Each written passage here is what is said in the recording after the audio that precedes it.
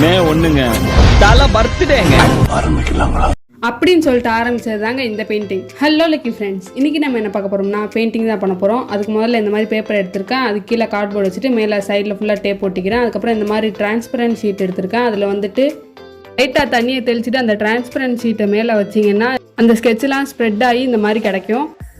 சாரிங்க, பெயிண்டிங் இல்லை, டிராயிங். இதுக்கு முன்னாடி ரஃப் டிராயிங் பண்ணி பார்த்தா அதில் வந்து நல்லா வந்துருந்துச்சு. பட் இதில் வந்து கொஞ்சம் சொதப்பிருச்சு. அது அந்த கிளிப் வந்துட்டு நான் லாஸ்ட்டாக போடுறேன், பார்த்துக்கிறேங்க.